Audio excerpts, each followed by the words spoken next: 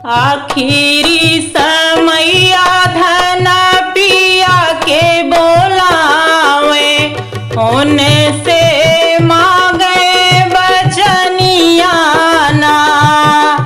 हमरे मरे पे राजा दूसर जीनी लाया, ललना पे पड़ी है विपतिया ना। हमरे मरे पे राजा दूसर जीनी लाया, ललना पे पड़ी है विपतिया ना। हमारा कहनवा राजा कहू न माने, कैली है दूसरा बियाहवाना। अपना तो गए राजा अपनी नौकरिया, ललना का भेजई से कुलवाना। अपना तो गए पिया अपनी नौकरिया, ललना का भेजई से कुलवाना। पढ़ी के पढ़ैया बेटा घर का जेला उठे, हेर लागे मैं महातरिया ना। भोला भाला ललना के भोजन न दिहली, भूखिया से तड़पे परनवाना। भोला भाला ललना के खानवो न दिहली, भूखिया से तड़पे परनवाना।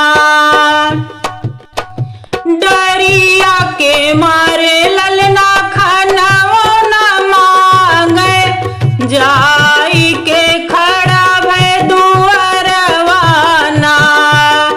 भीतर से निकरी है मैं महातरिया, हथवा में छुरिया कटरिया ना। भीतर से निकरी है मैं महातरिया, हथवा में छुरिया कटरिया ना।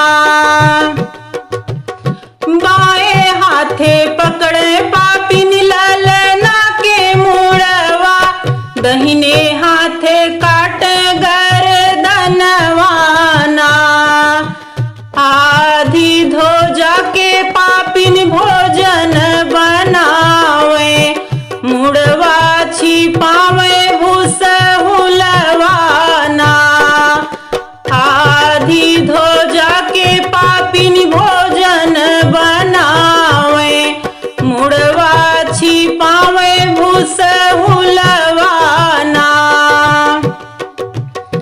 कई के नौकरिया राजा घर का जे आए, पूछ लागे ललना के हवलिया ना। हमरा तो लाल रानी कहावा पे गईले, देख बिना तरस नयनवाना। हमरा तो लालन रानी कहावा पे गईले, देख बदे तरस नयनवाना।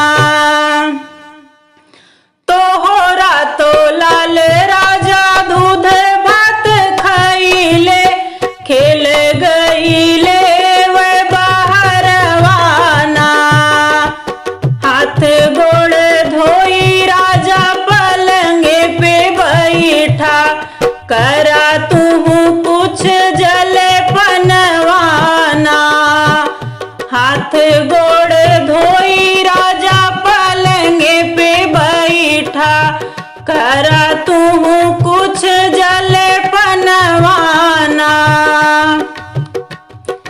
जल पान राजा जी करयु न पावे, पीछे फुफकार नगिनिया ना। पलंगा से उतरी राजा नागिन काहे रे, नागिन लुकानी भूस हुलवाना।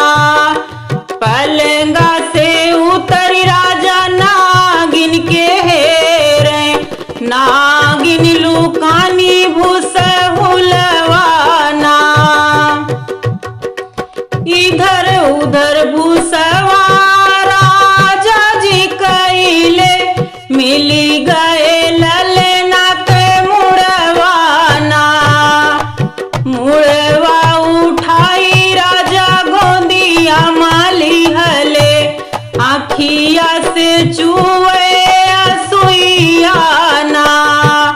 मुड़वा उठाई राजा गोदिया माली हले, आखिया से चुए असुइया ना।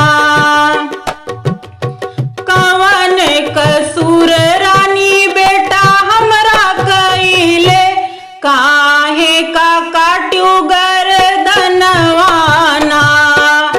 तोहरा तो लाल राजा कपिया चोरावे, मोरे लगे आवे और हनवाना। तोहरा तो बेटा राजा कपिया चोरावे, मोरे लगे आवे और हनवाना। तोहरा तो काटब पापिनी हम गर्दनवा, तोहरा तो काटब पापिनी हम गर्दनवा। तोहरा बनौबे भोजनवाना,